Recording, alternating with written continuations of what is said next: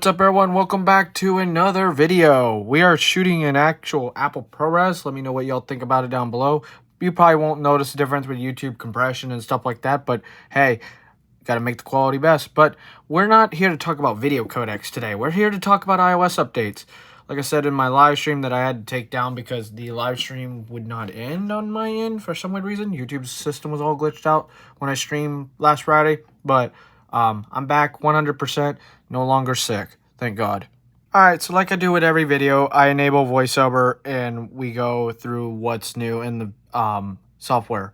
Now, it is downloading for me, but the update came in at 5.7 gigs when it's a full install, jumping from iOS 17.0.3 to release candidate build if you're jumping through either the public beta or developer beta options.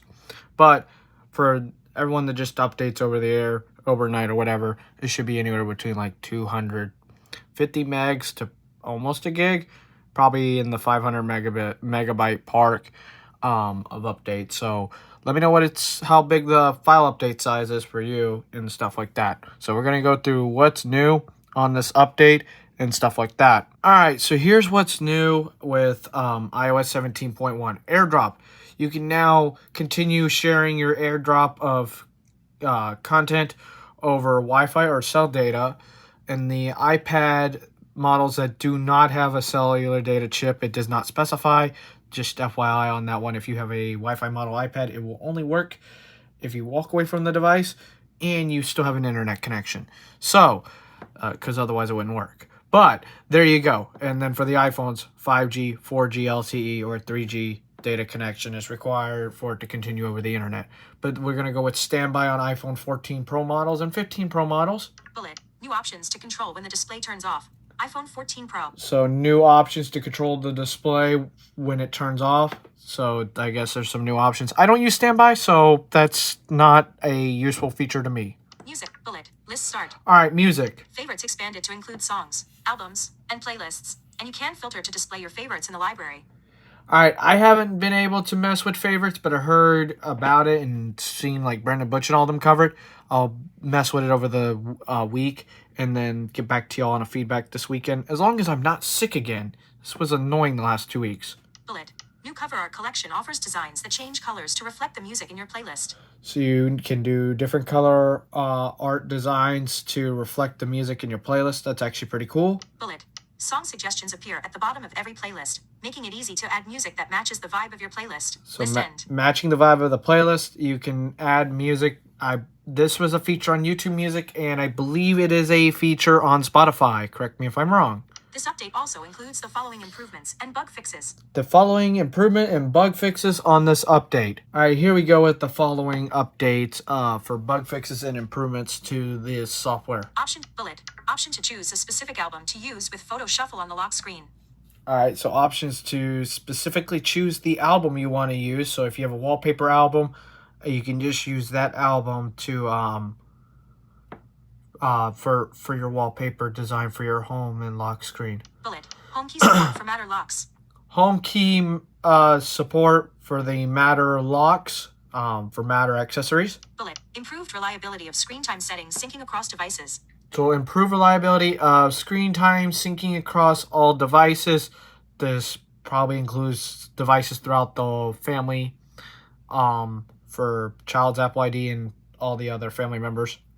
Fixes an issue that may cause the significant location privacy setting to reset when transferring an Apple Watch or pairing it for the first time. So transferring an Apple Watch or resetting it for the first time with watchOS 10 and iOS 17 would cause the significant location privacy that you changed to revert back to its default setting that has been fixed in watchOS 10.1, and I'm looking at the iOS 17.1 release notes and it looks like that. Bullet. Resolves an issue where the names of incoming callers may not appear when you are on another call. Oops. So it doesn't say specifically if it's a phone call or a FaceTime call. So this is an issue that was happening to people. It has been fixed if you are having this issue. I personally haven't had it happen, but I don't get that many phone calls. Bullet. Addresses an issue where custom and purchased ringtones may not appear as options for your text tone. All right. So if you have a custom ringtone or you purchased one, it would not show up as a text tone. Now that has been fixed. I don't mess with that because if I have a custom ringtone, I only use it for ringtones. I'm very specific on what type of tone I use for ringtone and text tone. Bullet. Fixes an issue that may cause the keyboard to be less responsive. All right, speaking of keyboards being less responsive, that's nice. But when the keyboard is popped up in a text field and you have to restart VoiceOver via the triple click of the side button for my visually impaired audience, or the action button on the iPhone 15 Pro models, it is not just you. VoiceOver is lagging for about 5 to 10 seconds after restarting if a text field and keyboard are both active. This is annoying, and I'm going to see if it's affecting older iPhones. Bullet. Crash detection optimizations. All iPhone 14 and iPhone 15 models. So we have more crash detection optimization for iPhone 14 and 15 models. Last time I checked, I disabled it. I gotta check and make sure I really disabled it. Bullet.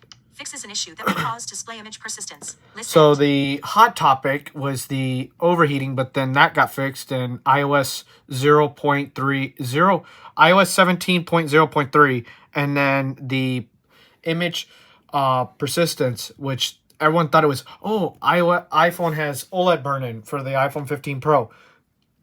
No, apparently Apple come out and said it's a issue with the iPhone 15. It has a issue with the OLED display having image persistence, OLED burn-in. Some features may not be available for all regions or on all Apple devices. So for information on the security. So I'll leave that link in the description. So some features may not be available on all devices like iPhone 11, iPhone 12s. Some features may not be available in some regions or on all, like I get said. But for your iOS 16 users, iOS 16.7.2 should be out within the next week. And the same for iOS 15.8.